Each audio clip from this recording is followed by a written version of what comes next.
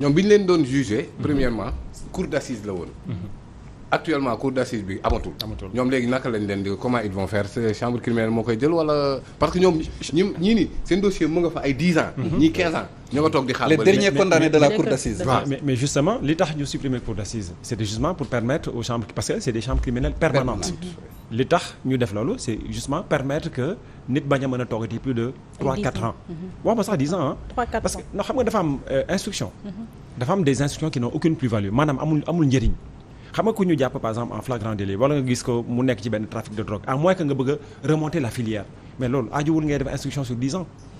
donc ñi nga xamante ne dañ nekkoon par exemple dañ leen war a juger en cour d'assises il faut le mettre ci le rôle donc des chambres criminelles permanentes et. mais est-ce que kon chambre criminelle yi fàttewuñ ñooñu. xam nga maa ngi doon wax sànq man ne leen bi may dem di visiter donc les différentes prisons bi ma gisee par exemple boo demee Rebeuss il y a 17 registres. ñu naan le registre bi ci la ñu def par exemple mandat de dépôt yi nga xamante c'est en matière de délit lii ci la ñu def lii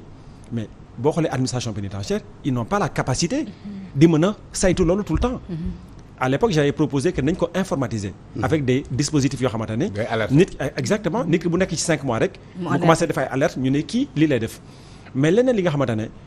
war nañ ko mën a mettre en avant moom mooy le rôle du président de la chambre d'accusation parce que xam nga cabinet d'instruction yi dañoo am obligation di def lu ñuy wooyee des notices trimestrielles ak ay rapports mensuels loolu dañ koy envoyer toujours au président de la chambre d'accusation moom nag fi mu toog su jotee loolu c'est un outil qui est mis à la disposition donc des cabinets d'instruction mais également du président de la chambre d'accusation pour que ñu mën a éviter nit mën a toog ci benn prison pendant 4 ans 5 ans 6 ans jëmale kenn du ko xam donc bu nekkee administration pénitentiaire moom par exemple am na benn faille bu fa am dispositif yi dafa war a mën a permettre président de la chambre d'accusation ak cabinet d'instruction ñu fàttaliku ne am na koo xamante ne mi ngi ci prison bi jugé son dossier n'a pas encore été clôturé kon nañ ci taxaw mais boo xoolee malheureusement amul aucun de ces dispositifs n'est respecté alors que c'est des dispositions qui sont prévues par le code de procédure pénale et loolu ñun alerté woon nañu bu baax a baax ci point boobu mais on se rend compte que finalement lan mooy problème bi parce qu'il y a des hommes comme vous ñoo xam ne ñu ngi émettre ay solutions ñu ngi alerter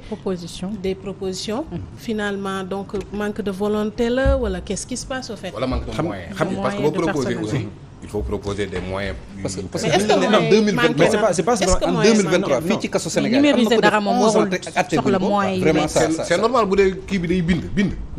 mais numériser dara warul soxla ay moyens yu bari au fait dem prison bu nekk teg fa ordinateur boo xam ne mën na c'est pas une question de moyens xam nga nekkul question de moyens question aussi de volonté la ak de pratique parce que xam nga cabinet d'instruction boo xoolee par exemple un juge d'instruction au Sénégal il a à peu près cabinet bu ci nekk boo xoolee chaque cabinet d'instruction ils ont à peu près une soixantaine de dossiers à traiter 200-300 dossiers kay dafay yegg sax te man ñaari cabinet rek laay dégg non xam nga non rek laa ciy dégg man ak deuxième cabinet non motul loolu de te nee naa la am na yenn dossiers yoo xamante ne soxla instruction et puis procureur bi mais loi bi daf ko may article 33 par exemple du code de procédure pénale daf ko may ne ko am na dossiers yoo xam ne jaru nga ko yóbbu ci inscription donc am na yoo xamante ne nit ki et puis le plus grave dans cette histoire mooy soo xoolee nit koo xamante ne yow donc parce que nit ki tant qu'il n'est pas jugé il est présumé innocent mais yow boo bàyyi nit ki pendant 11 ans alors que yow wóorul sax ne kii nga xam ne moom lañ jël dugal ko en mandat de dépôt est-ce que def na wala deful loolu c'est une violence qui est exercée de façon psychologique sur les gens gis nañu situation yoo xamante ne nit ki dañ koy bàyyi élargir ko fekk dañ ko yóbboon Kédougou par exemple lu yóbbu ko Saint-Louis mbokkam yi Dakar la ñu nekk nit ki génn amul sax 100 francs boo xam ne mën na ko jël pour mën a ñibbi dëkkam et donc yooyu c'est des dysfonctionnements yoo xamante ne c'est pas une question de moyens question de pratique la et puis aussi de facilité parce que man j'ai rencontré des procureurs yoo xamante ne surtout par exemple dans la zone de Kaolack ñoom dañu ma ne ñun on dépose systématiquement on ne réfléchit pas kon c'est une question d'habitude et de facilité moo tax ma jàpp ni textes yi prévoir nañu lépp léegi li des mooy la manière dont on applique les textes mais aussi les dispositifs yi nga xam ne mettre nañ ko en place pour mën a contrôler mettre en place également donc des systèmes de sanctions parce que il y a des sanctions qui sont prévues ah oui mais contre oui qui contre les magistrats magistrat bu defulee liggéeyam comme il se doit mais il y a des sanctions qui sont prévues. par rapport ak lenteur judiciaire bi. mais bien sûr il y a non parce que yow bu ñu la joxee benn. mais justement mais imaginez cabinet d'instruction bi nga xam dañ ko indil 300 dossiers. benn bu ci nekk mu war a instruire à charge et à décharge. kooku boo ko bëggee ne ko boo ko deful ci temps bi nii. dafa am sanction bu leen tout dépend est-ce que loolu du doon benn injustice booy teg ci kawam. non du loolu non xam nga un juge d'instruction quand il reçoit un dossier moom bu koy commencer di xool mën na xam ndax li jar na instruire wala jarul instruire. ok et puis il n'est pas dit que en matière délictuelle par exemple il a 6 mois mais il n'est pas dit qu'il peut faire 6 mois. mais ndax juge d'instruction mën nañu ko indil dossier pour mu tijjee mu def instruction mu ne du ko def. non maanaam mu am dogal bu mu jël buy wane ne kat. xaw ma refus d'informer lañ koy wax. non non ñu koy tuddee luy wane ne daal lii daal jarul ñu ci dem. mais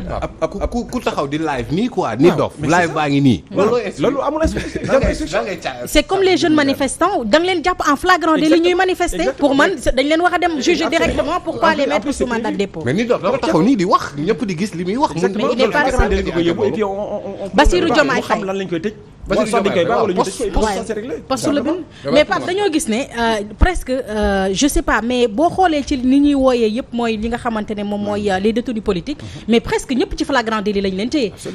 ñooñu dama leen bëgg a jagleel bés. xam naa loolu mais comme dañuy wax rek ne instruction lañ nekk ak ñoo xamante ne jar na yóbbu instruction wala jarul yóbbu instruction moo tax ma lay wax ne y a tellement de dossiers tey lu gën a feesal prison yi tey quand on parle de 700 détenus politiques dans les prisons c'est parce que tey bu ñu xooloon ñi nga xamante ne à flagrant délit lañ leen téye bu ñu leen bàyyi woon kon ñi ñuy téye ci prison yi du mat 100 parce que la plupart du temps c'est dans les manifestations lañ leen jàpp ñii ay postes yoo xam ne moom lañ def Facebook ñi xamante ne ay live lañ def moom c'est le cas de Nit Dof c'est le cas de Bassirou Diomaye Faye bi nga xamante ne dafa bind texte c'est le cas de Diop Taïf bi nga xamante ne live la doon def mais c'est le cas de Bilal Diatta mooy le maire de que li nga xamante ne moom tamit live la def boo xamante ne dañ ko téye mais ces genres de personnes là surtout les jeunes manifestants yi nga xamante ne et te gis nañ ne la plupart du temps man je me dis est-ce que c'est pas une punition parce que peut-être la loi aussi n'est pas faite pour punir des gens injustement parce que gis nañ ne ñi fi téye tey manifestation teg leen à flagrant délit yëpp ñooñu buñ leen jugé dañ leen relaxé ñu dem pourquoi kon buñ gisee nit ñi ñu leen di yóbbu est-ce que duñ ne punition la parfois c'est pour les mettre 6 mois là-bas après moo tax ma ne est-ce que la loi est faite pour punir nu mu tëddati pour punir injustement la loi est là pour pouvoir punir voilà avec beaucoup d'équilibre au fait li ma doon laaj rek par rapport ak longue détention yi ulay lim fi lim donte ni bari na dañu xool rek ci diggante 1 an jàpp 10 ans mais am na ci ñoo xam ne monsieur Niang sama question bi pour moom la Pape parce que bu fekkee lii am na ba ñu xool ñu yàgg ci kaso bi ba ñooñu di yëglu ngir rek ñu jublu ci seen i ay dossiers arrestation yi am dernièrement bari na bari goo xam ne mënuñu lim ñi nga xam ne jàpp nañ leen donte ne loolu bokk na ci di waral la grève de la faim bi nga xam ne ñu koy nemmeeku ci biir prison yi ñu ci bëri nag peut-être dafa tombé mbiru Ousmane Sonko bi am waaye programmé woon nañ ko ngir door ko mais am na ñu ko doon def voilà léegi sama laaj mooy ñi nga xam ne yàgg nañ ci kaso bi bay sàkku ngir ñu sëgg ci seen i ay dossiers même bu fekkee lijjanti nañ ko est-ce que dina def effet par rapport ak ce qui se passe actuellement dans les prisons ndax nag ña nekk ci ginnaaw wax wuñu leen dara dañ leen mandat dépôt rek bàyyi leen foofu nga yaakaar ni coppite dina am jëmale ci li nga xam ne moom ci kaso yi ndax nag est-ce que du coow li day gën di yokku rek fi mu ne c'est très important ce qu'elle dit c'est-à-dire gars yi dañuy casse pour ñu génn mais pas ñu casse pour améliorer les conditions de vie dans les prisons justement xam man parce que man fi ma bëggoon ñëw sax mooy kaaw par exemple am na ci ñoo xamante ne dañ lay xamal carrément ne seen dossier dafa réer léegi ñooñu lan mooy la solution parce que longue détention moom yaakaar naa ni c'est pas la première fois ñu ciy wax de toute façon temps dañ ciy wax maanaam ñiy yàgg ci kaso bi te duñu leen di atte léegi lan mooy solution bi nga xam ni la solution définitive nga xam ne buñ ko appliqué en fait benn détenu dootul yàgg ci kaso bi te duñ la atte parce que buñ ne en 2023 am na détenu bu def ci kaso 11 ans te kenn mësu la atte wax dëgg yàlla loolu nekk na lu métti ci moom mi koy dund waaye tam métti na ci njabootam bi nga xamante xam nga bu ñu bëggee régler question yooyu il faut lu ñu war a def il faut ñu dooleel administration pénitentiaire la DAP il faut ñu jox ko parce que xam nga DAP tey aujourd'hui am na bu nekkee en matière délictuelle par exemple bu 6 mois jotee moom juge bi wax wala bañ wax moom mën na génne nit ki bu toppee le code de procédure pénale xam na ne nit ki 6 mois la war a def renouvelable amul c'est pas renouvelable dans les 6 mois war nañu mën a def l'instruction et dans des cas exceptionnels si c'est dûment motivé war nañu mën a xool peut-être naka la ñu ko renouveler mais léegi l'administration pénitentiaire doit avoir la possibilité pour mën a libérer nit ki sans même le consentement donc des magistrats moo xam du parquet wala moo xam du siège donc l'administration pénitentiaire joue un rôle extrêmement important leneen li nga xamante nag malheureusement en matière criminelle gars yi amul limite donc ce qu'il faut c'est de faire une réforme tey bi ñu lay tey laata ñu lay atte bu dee criminel amul limite bu dee délit la 6 mois yi mënu ko weesu voilà bu dee délit la c'est 6 mois avec l'article 127 bis bu nekkee par exemple en matière criminelle la c'est aussi un moyen pour teg nit ki pression noot ko xam nga dañuy gis ne Sénégal yenn saa yi bu ñu mënulee am preuve mën nañu exercer benn genre violence benn pression psychologique ci nit ki. bàyyi ko foofu lu yàgg pour que peut-être nit ki mën a avouer wala affaire mel noonu mais. Je pense qu'il faut réfléchir à un dispositif bi nga xam ne comme ni ñu ko defee ak article 27 parce que avant c'était 6 mois renouvelable une fois. ñu wàññi ko def ko maintenant 6 mois. Il faut essayer de faire une réforme boo xamante ne il faut limiter en matière criminelle maximum à 5 ans parce que nit ki boo ko téyee. 5 ans est-ce que bëriwul. non je pense en France ce n'est pas 2 ans. voilà dafa mel ni non comme dañuy ne dossier dafa bëri à la limite mën nañu ko def bon en matière criminelle wala de terrorisme et cetera comme ça peut impliquer beaucoup de recherche et cetera. ok peut-être bu mënul ñàkk mën nañu ko def 5 ans. mais dans tous les cas il faut une limite. parce que boo limité wul rek nit ki da nga koy bàyyi foofu dossier am réer comme c'est le cas parce que man j'ai eu des cas yoo xamante ne damay waxtaan ak nit ki. dem administration pénitentiaire waxtaan ak ñoom waxtaan ak magistrat yi et gars ils savent même pas l'existence de la personne ci biir prison bi xamuñu sax kan la. ok on a vu des cas comme ça am na ñoo xamante ne dañuy taxaw ne on a avoué j'ai vu des cas boo xamante ne benn sëriñ bu doon jàngale mu ne moom ba muy dóor taalibeem ci la taalibe bi faatu mu ne il a reconnu que moom taalibe bi ci loxoom la gaañoo kon kooku mën ngeen ko juger sur le champ. et ça faisait 17 ans qu'il était là il n'était pas jugé. 17 ans à Ziguinchor. kooku de moo battre record. donc ci ngay gis ni. dañ ko réeral ci ngay gis ni y a vraiment un dysfonctionnement bu notoire boo xamante ne dans les prisons. et c'est notamment lié à cette absence de limite donc il faut introduire benn dispositif. léegi ñan ñoo ko war a limiter mais il faut faire une réforme. ça doit être porté par le ministère. man sama question. kon les députés sont interpellés. oui. non xam nga députés yi. malheureusement xam nga bu ñuy xool tey. les projets de loi prennent le pas sur les propositions de loi. boo xoolee législature bi ñu jógee. il y avait même pas de proposition. voilà projet rek moom député yi mënoo ñëw kii rek autosaisir rek defar ne dañuy def loi pour limiter la durée maximum de détention provisoire en matière criminelle. mais xam nga l'initiative peut venir d'eux ñoom mën nañu am sañ-sañ bi def ko mais si c'est pas supporté par le gouvernement. ça peut donc voilà rester lettre morte. man bëggoon naa xam sur quelle base la ñuy joxee liberté provisoire yi ñi nga xamante ne ñoom ñooy nekk ci mandat de dépôt parce que dañoo gis ne am na ñoo xamante ne dañ leen di may ay liberté provisoire nga xamante ne dañ fay fekk ñoo xam ne ñoo leen fa jiitu pour des délits moins graves mais ñooñu dañ leen fay bàyyi parce que ce sont des personnes lambda ñoo xamante ne kenn xamu leen kenn du wax ay dossier au détriment des personnes yoo xamante ne ñoom ñoo nekk peut-être ci gouvernement bi wala nit ñoo xam ne dañu am doole am influence des fois duñu yàgg ci prison pour des délits plus graves dañ leen di may liberté provisoire ñu dem seen yoon des fois sax ñu taraxlaayoo maladie mais après au fur et à mesure ñu gis leen ne ñu ngi yàgg ak seen wér-gu-yaram mais pourtant ñeneen ñi ñoo leen fa gën a yàgg pour des délits moins graves dañuy déposer li nga xam ne mooy liberté provisoire ñu daal di koy éloigner léegi ma bëgg a xam ci quelle base la liberté provisoire nan lañ koy joxee nit. liberté provisoire ci yoon d'abord mooy lan liberté provisoire mooy maanaam bu nekkee nit ki dañ ko jiiñ ne yaay def lii ñu déféré ko devant le procureur bi wala juge d'instruction mën na ko jël def ko mandat de dépôt mais loolu dafa war a doon exception xam kañ lañ ko war a def su nekkee procureur bi amul pexe xam na ne kii bu ñu ko bàyyee mën na réer dans la nature bu ñu ko bàyyee du ñëw bu nekkee amul garantie kon da koy ne dama koy téye parce que man dama soxla mu mën a teew jour procès bi mais bu nekkee am na garantie de représentation maanaam xam nañ fi mu dëkk mi ngi liggéey parce que dañuy jàpp ne prison bu fa doomu aadama duggee rek mën na yàq addunaam et donc en fait tous les dispositifs dañ koy mettre en faveur de la personne bi nga xam ne moom lañu jiiñ pour éviter que addunaam di yàqu si bien que la liberté provisoire c'est la règle détention nag moom mooy exception bi mais malheureusement dañoo gis ni c'est le contraire en fait. exactement c'est l'inverse qui se pose. mais Alassane vous avez engagé dans le cadre pour limiter longue détention yi moo waral ñu def réforme 2014 bi absolument mais est-ce que am na évaluation parce que malgré la pérennité des chambres criminelles jëlee fi cour d'assises presque le problème reste entier. Est-ce que am na évaluation de ces réformes-là? Bon, il faut peut-être voir avec le ministère de la Justice parce que bu ñuy évaluer donc les statistiques de la direction donc la direction qui est en charge des statistiques au niveau du ministère, il y a pas de données dans ce sens. Mais il est clair que boo defee benn réforme, nous sommes en 2023. On va dire presque 10 ans après la réforme, effectivement, il faut nga def benn genre évaluation xool quelles ont été les avancées parce que réforme 2014 c'est une réforme majeure réforme bu am solo la dafa indi ay mbir yu am solo mais léegi moo tax ma doon wax Pape Malick Pape Moussa ma ne gis nga nit ki di mën nga am les meilleurs textes